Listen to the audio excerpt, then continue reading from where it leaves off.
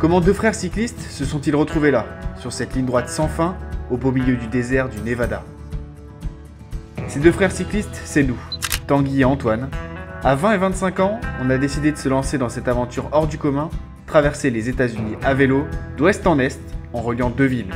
San Francisco, en Californie, la ville des hippies, connue pour son célèbre pont rouge, à New York, certainement la ville la plus connue du monde. Ce voyage à vélo, en autonomie, allait durer 50 jours pour une distance totale de 6500 km.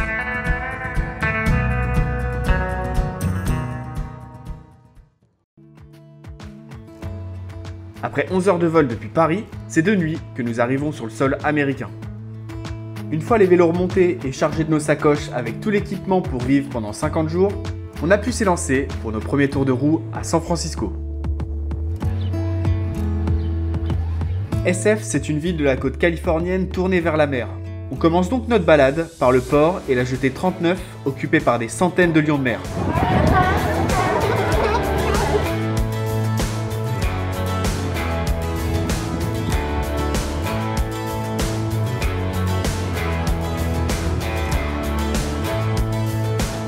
L'échauffement de notre traversée se fait à pied, au milieu des cable cars, dans ces rues quadrillées, aux pentes parfois très raides.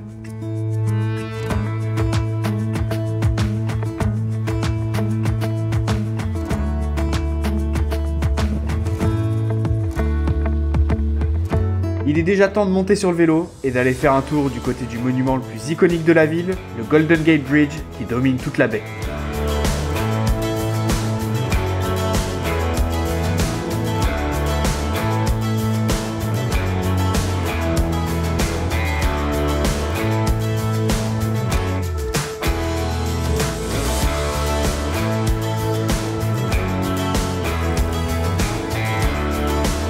On est ici au bord de l'océan Pacifique, et c'est assez fou de se dire que le prochain océan qu'on verra, ce sera l'Atlantique, dans 50 jours.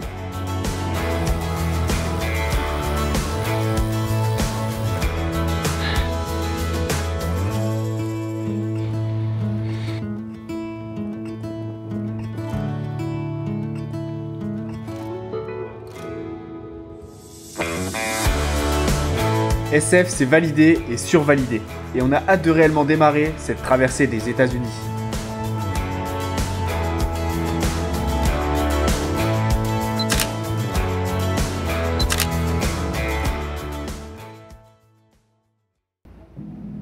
Après avoir bien joué les touristes, il est l'heure pour nous de quitter San Francisco en traversant toute la baie en ferry pour rejoindre Oakland.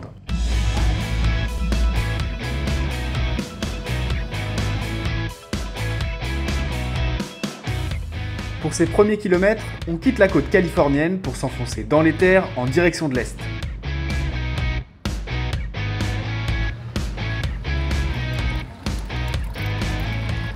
Au bout de quelques heures, on se retrouve en plein cœur de la région viticole de Livermore avec ses grandes exploitations et ses ranchs. Puis viennent les premiers reliefs, les collines californiennes, pas très difficiles, mais la chaleur nous y frappe de plein fouet. On n'est que début juin et notre compteur affiche déjà 46 degrés.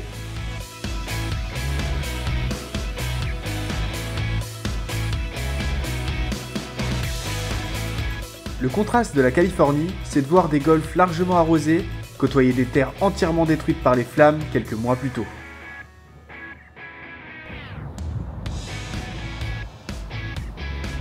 Il fait chaud. Pour dormir pendant ce voyage, on a emporté notre tente dans nos sacoches. Mais le moins qu'on puisse dire, c'est que pour cette première nuit en bivouac aux États-Unis, on n'aura pas beaucoup dormi.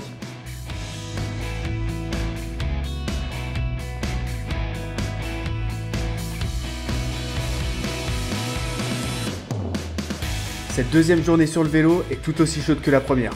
Nous croisons assez peu de villes et il n'est pas simple de remplir nos réserves d'eau.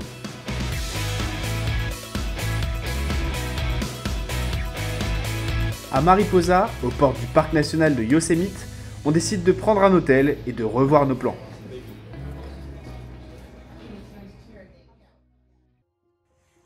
La canicule va nous accompagner au moins pendant les 10 prochaines journées. Donc pour éviter la chaleur, on décide de partir de nuit, comme ce jour-là, vers 3 h du matin. C'est vrai que le réveil est un peu dur, mais on est très impatient d'arriver dans le premier parc national de notre voyage, Yosemite.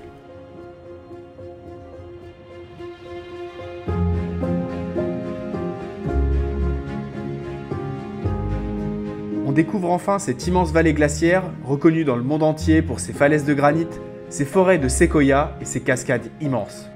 On choisit de prendre un peu de hauteur pour grimper jusqu'à Glacier Point, l'un des plus beaux points de vue sur Half Dome et toute la vallée.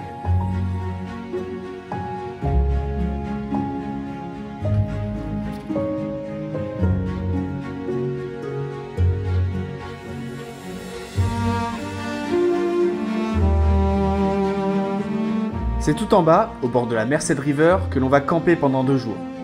On en profite pour découvrir Yosemite, en attendant l'ouverture de la route de montagne qui doit nous permettre de traverser le parc vers l'est.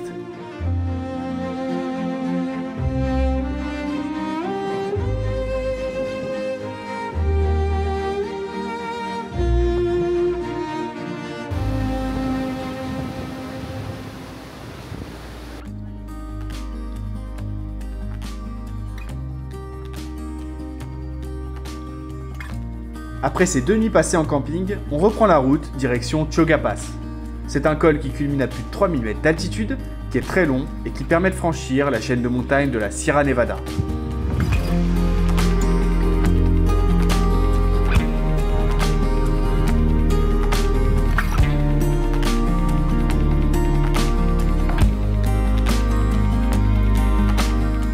On est début juin et c'est la première journée d'ouverture du col. Vu le peu de neige sur le bord de la route, on aurait été bien dégoûté de devoir faire un détour de plus de 500 km pour le contourner. Heureusement, le timing est bon et on peut continuer d'avancer en prenant plein les yeux.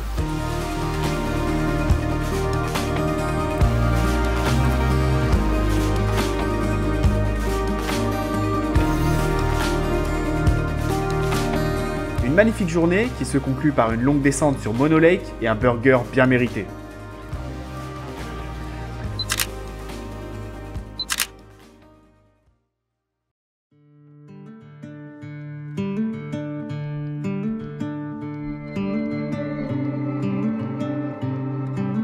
Au matin du 9e jour, on laisse derrière nous les montagnes pour entrer dans l'état du Nevada. La végétation disparaît peu à peu et on se retrouve dans le désert. Désertique, c'est bien ce qui caractérise ces immenses bassins à près de 2000 mètres d'altitude, sans un seul point d'ombre à l'horizon. Le dépaysement est total.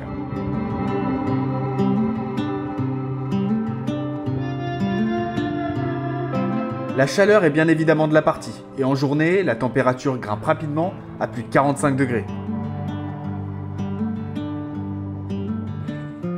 L'avantage de partir de nuit, c'est qu'on a droit à des levées de soleil dont on se souviendra pendant très longtemps, complètement seul sur ces lignes droites interminables au milieu de rien.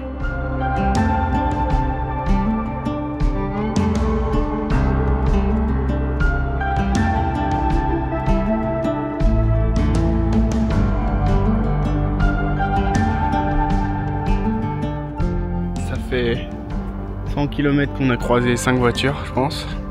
C'est le néant, il n'y a rien.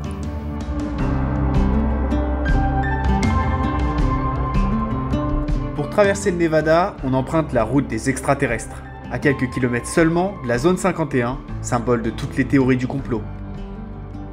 On passe la nuit à Red Shell, la seule ville que l'on croisera pendant plus de 400 km, constituée seulement d'une dizaine de mobilos.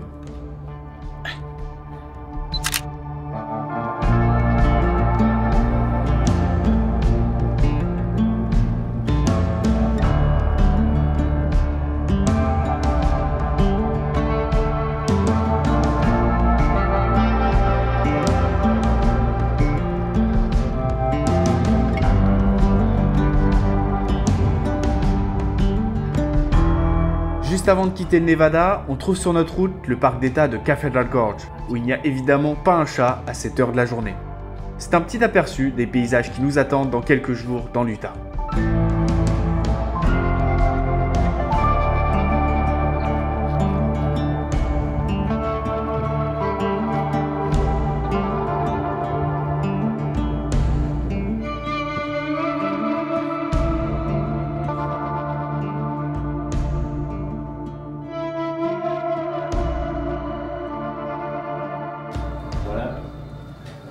Et ouais, on cuisine ici. Grosse pastèque, grosse pastécasse, petit bagel. Et bien sûr, the Low Thinko Lofinco. and Arizona in the Nevada.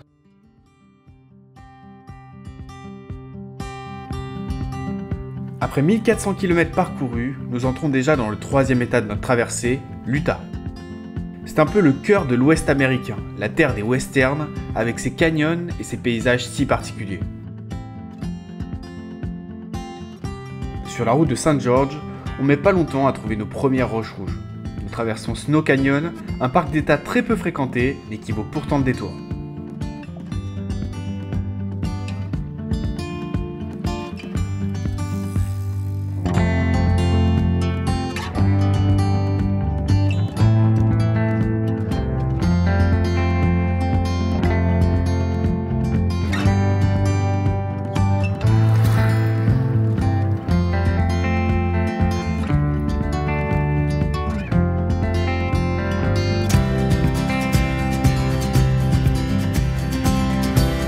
Après cette belle entrée en matière, on passe la nuit à St. George. Avec ses 100 000 habitants, c'est la première grande ville que l'on croise sur notre route depuis notre départ de San Francisco.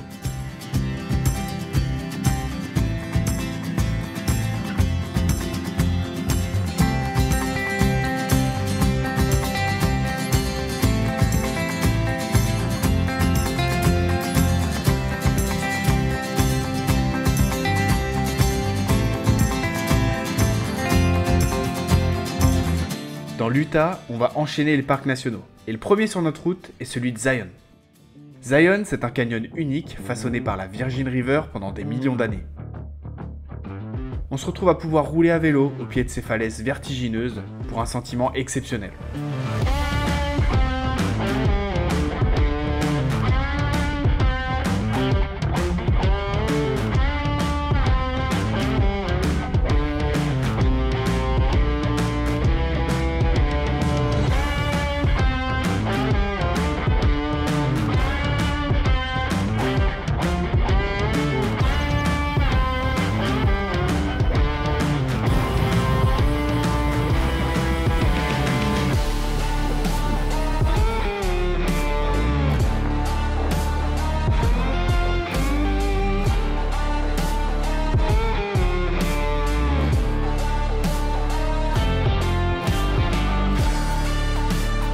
Pour poursuivre notre route et sortir du parc, il nous faut traverser le Mount Camel Tunnel, un passage très étroit, creusé à même la roche, et qui est interdit aux cyclistes. On charge donc nos vélos dans le pick-up de Mark et Karen qui nous aident volontiers à traverser le tunnel.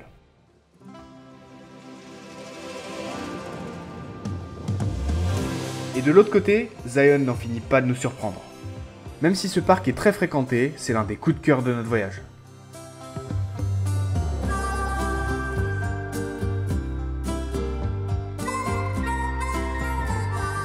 On visite ensuite Bryce Canyon, un paysage atypique connu pour ses milliers de cheminées de fées, aussi appelées hoodoos, des formations rocheuses façonnées par le gel et le dégel.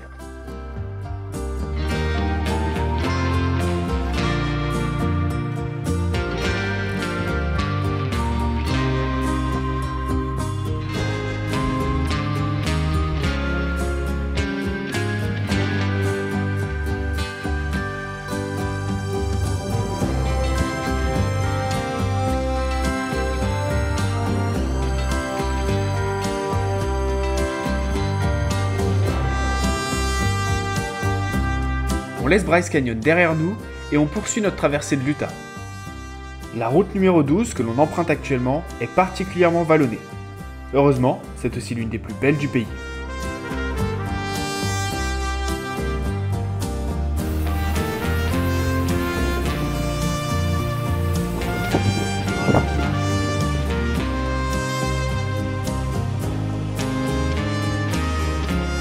Nous sommes sur les terres des dinosaures.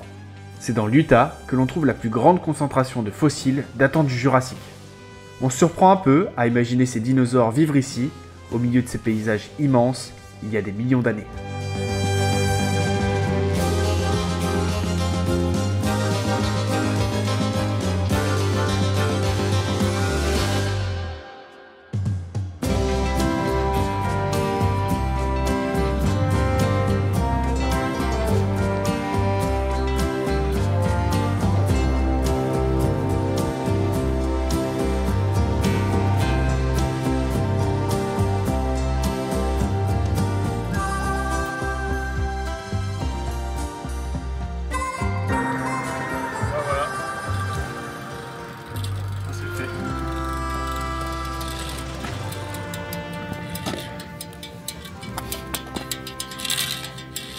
Il est où?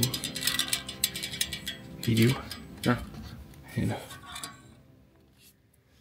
Un rayon cassé, à plus de 400 km du prochain magasin de vélo, c'est vrai que ça nous arrange pas trop, mais bon, ça fait aussi partie du voyage.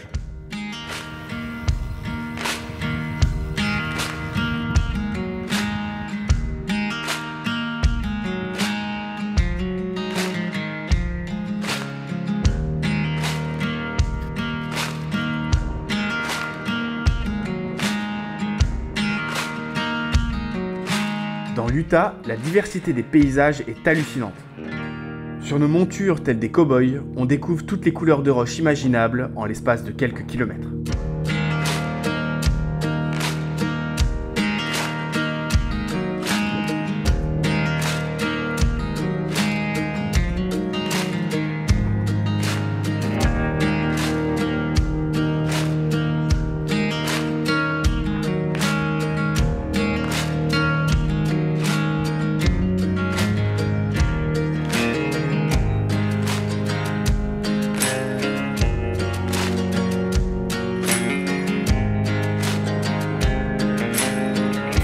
Maman! C'est sur la lune ou quoi?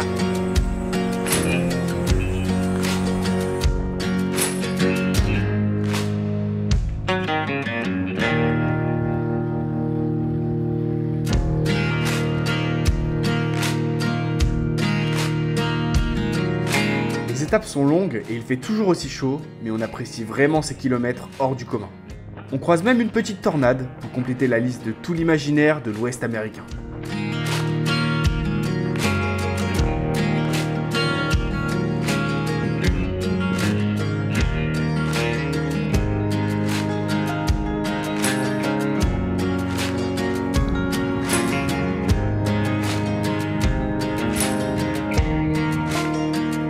Pour atteindre la ville de Moab, carrefour entre plusieurs parcs nationaux, on traverse le mythique fleuve Colorado. C'est le troisième plus long des États-Unis, après le Mississippi et le Rio Grande.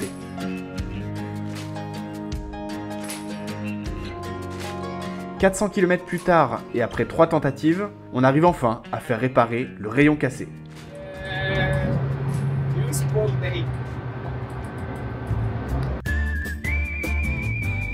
À Moab, on laisse nos sacoches pour partir à la découverte des parcs alentours, à commencer par Dead Horse Point, un point de vue iconique sur les méandres du Colorado.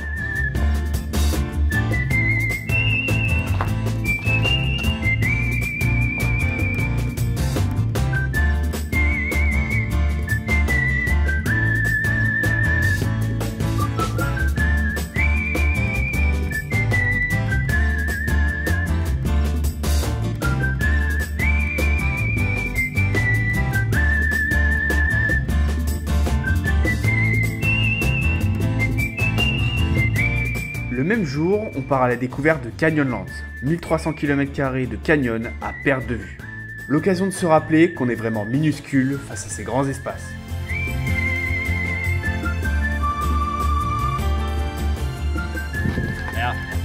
Now that said,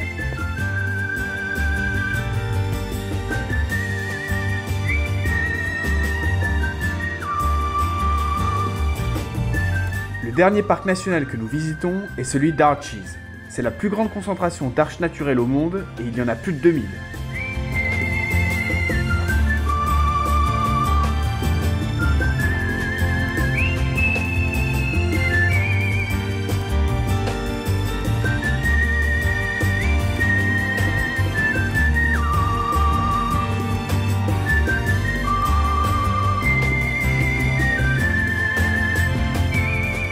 Dans l'Utah, on en aura vraiment pris plein les yeux.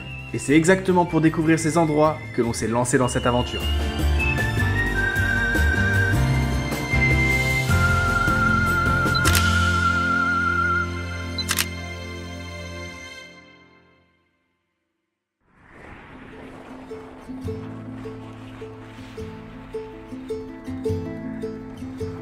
Au global, sur toute notre traversée, on aura été assez chanceux avec le vent. Mais ce jour-là, en repartant de Moab, les rafales de face à plus de 80 km/h nous clouent littéralement sur place.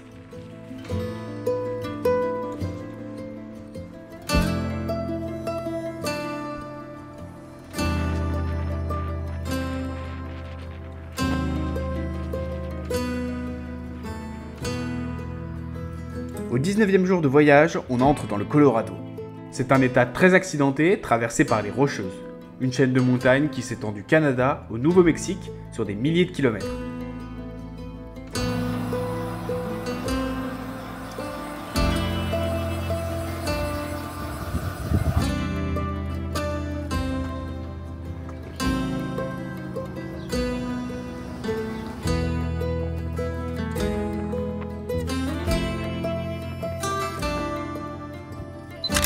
Après une nuit passée chez Joël, qui nous a accueillis chez lui, on poursuit notre route sous la pluie.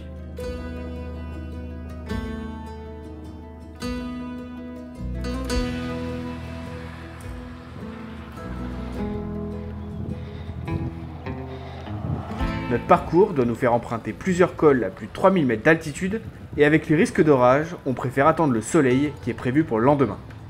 À Ridgway, on récupère donc de notre petite étape et on rejoint Kevin pour une visite de la ville. Ce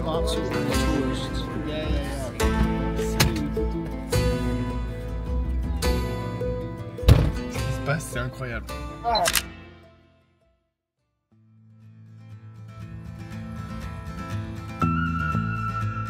La météo est avec nous, on peut enfin s'attaquer à la traversée des hautes montagnes du Colorado.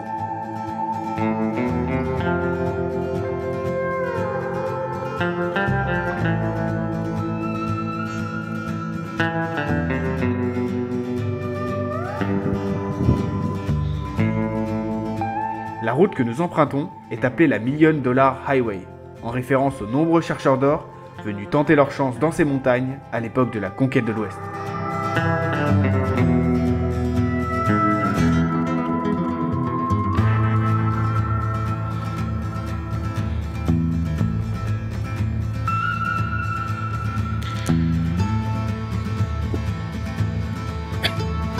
Allez gros, tu les vois les Red Mountains hein.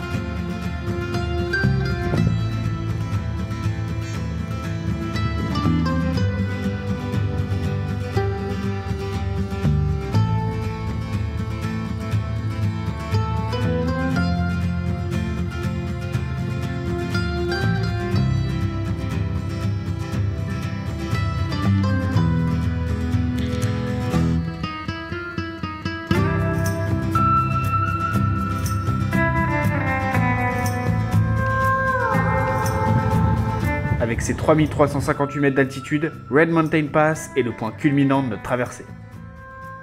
Dans un sens, ces montagnes du Colorado nous rappellent un peu les Alpes. Bon, pour le fromage par contre, on a cherché mais on n'a rien trouvé de bien convaincant.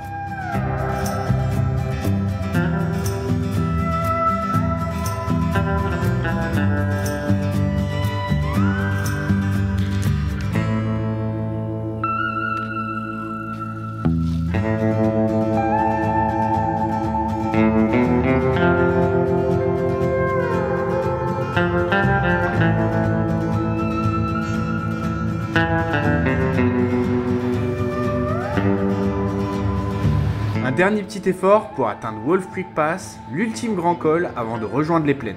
En haut de ce col, on se retrouve aussi sur la ligne de partage des eaux entre les océans Pacifique et Atlantique. On n'est pas des poissons, mais New York se rapproche.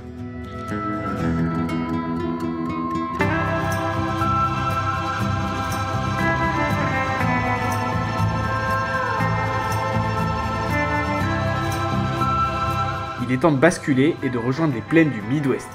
Place à plus de 80 km de descente.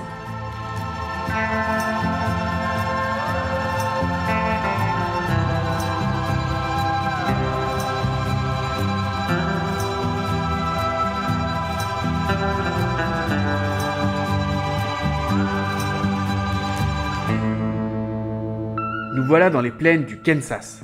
Terminez les grands reliefs de la chaîne des Rocheuses et bonjour aux longues lignes droites au milieu des champs de maïs.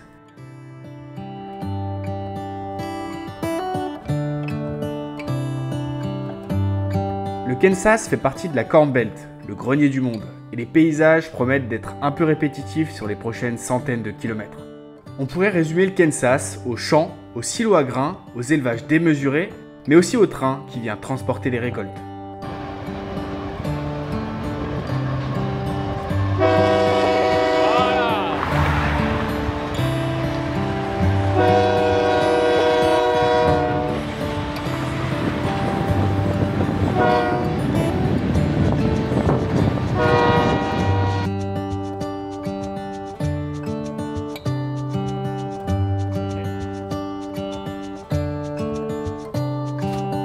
Avec les fortes chaleurs et l'humidité qu'on retrouve dans le Kansas, notre rythme est toujours le même. Un réveil autour de 5 h du matin et un départ de nuit. Ensuite, on roule entre 150 et 200 km avant de se reposer en fin de journée, juste après avoir trouvé un endroit où dormir. Manger nous occupe bien, surtout qu'on s'est rapidement habitué à la culture culinaire des Américains. Tu te régales?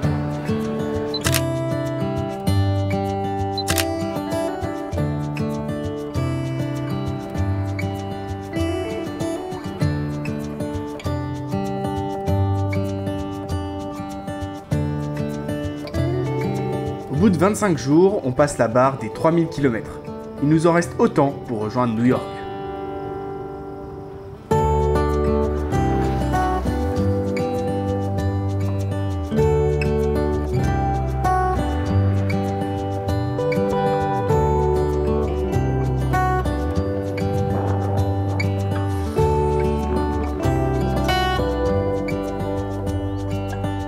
Sur le plat, c'est vrai qu'on avance bien et on entre maintenant dans le Missouri, 6e état de notre périple.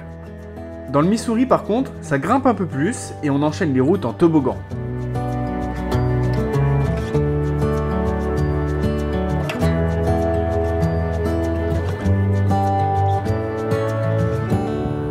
Pas mal le sandwich. Belle pêche. Allez, on va couper.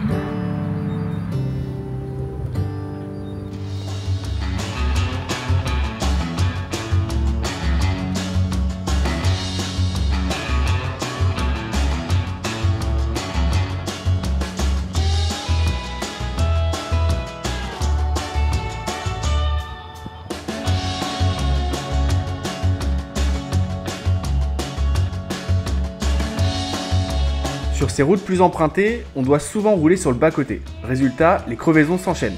On en comptera 14 au total.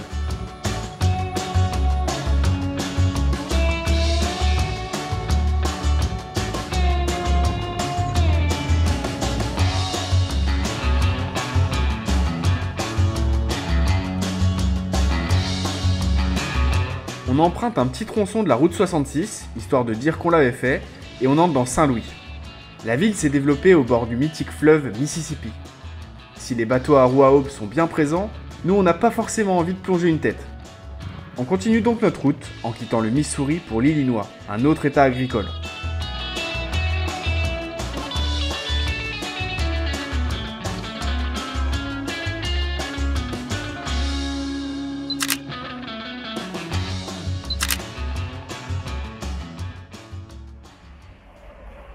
Les deux voyageurs s'aventurent dans les herbes sauvages et dangereuses. Bon, on s'était juste perdu et on retrouve l'asphalte sur l'une des nombreuses pistes cyclables qui va nous mener à New York.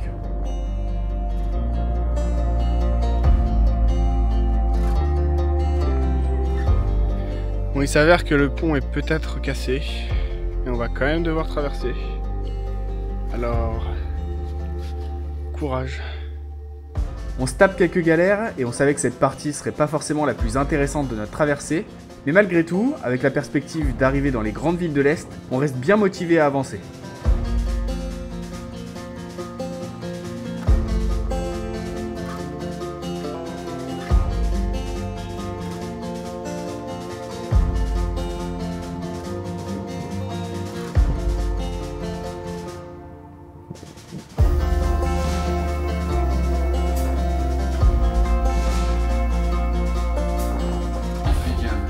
J'espère qu'on va bien dormir. On devrait, hein.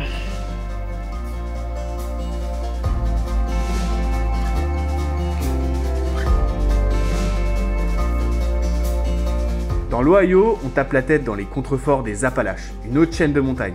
Ça fait que monter et descendre, et dans ces pentes à plus de 10%, on sent vraiment le poids de nos vélos chargés de 23 kg.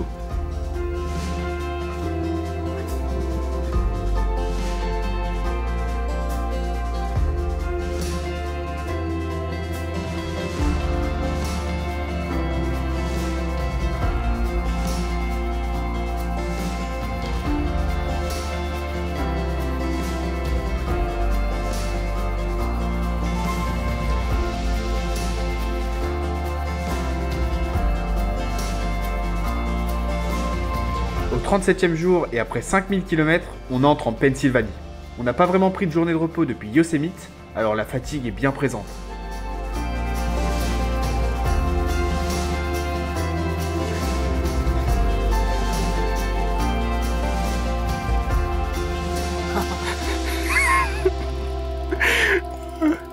Je me demandais ce que tu foutais. Je me demandais ce que tu foutais.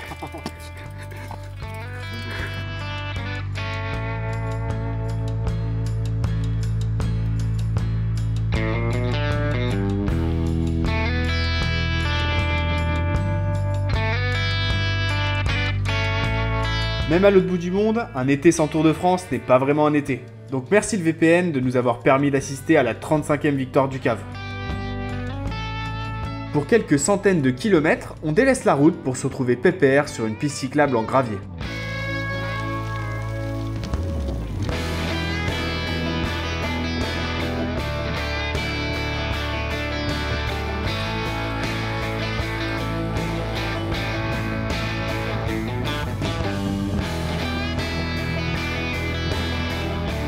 Ce Gap Trail est très sympa, mais nous permet surtout d'éviter une bonne partie du dénivelé des Appalaches, et ça, on apprécie bien.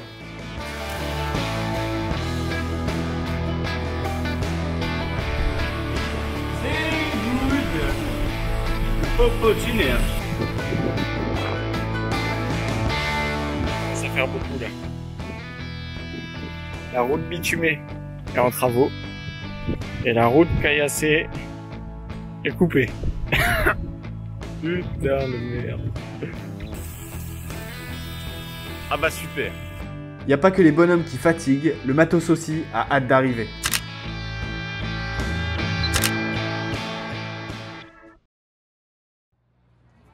On l'attendait avec impatience cette journée de repos, et tant qu'à faire, autant profiter dans l'un des meilleurs parcs d'attractions des États-Unis, Hershey Park.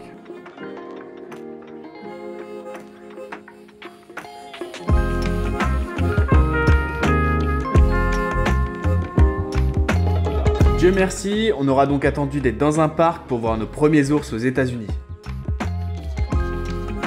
Il est temps de reprendre la route vers l'est de la Pennsylvanie, un territoire peuplé par la communauté des Amish, reconnaissable à leur calèche.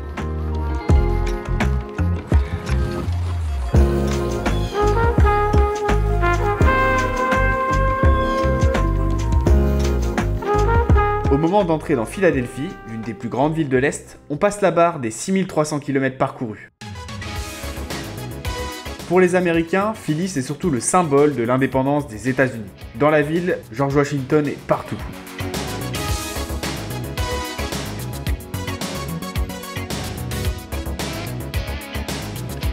Rouler à vélo au milieu de ces gratte-ciel, c'est vraiment quelque chose de déroutant, et on se dit qu'on n'est absolument pas prêt pour New York.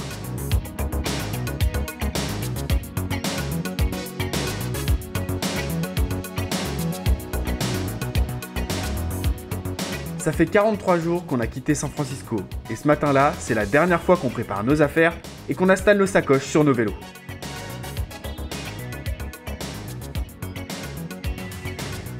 Attends, mais ce serait pas New York qu'on voit au loin ?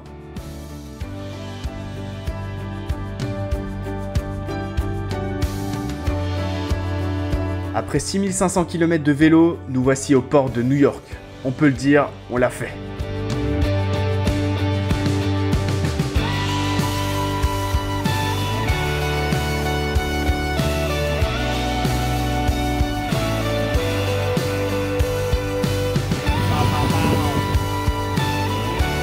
Le ferry nous permet de traverser l'Upper Bay et la skyline se dévoile.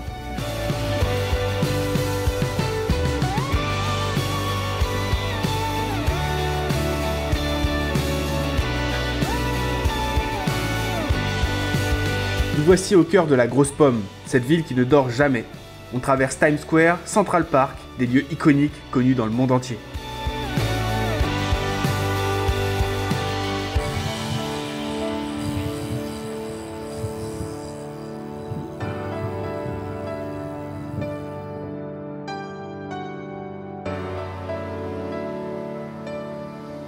Comme dans le canyon de Zion, on passe notre temps les yeux levés au ciel pour profiter de tout ce que cette ville a à nous offrir.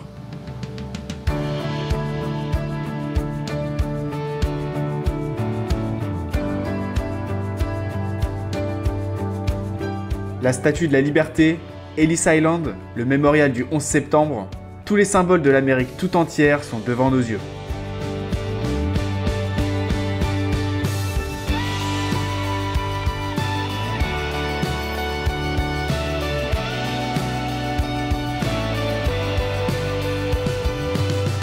Pendant ces quelques jours à New York City, on se remémore les 50 journées passées sur la route. De la chaleur de la Californie aux grandes villes de l'Est, cette traversée à vélo nous aura réservé son lot de surprises et rien ne pourra jamais remplacer cette aventure partagée entre frères de l'autre côté de l'Atlantique.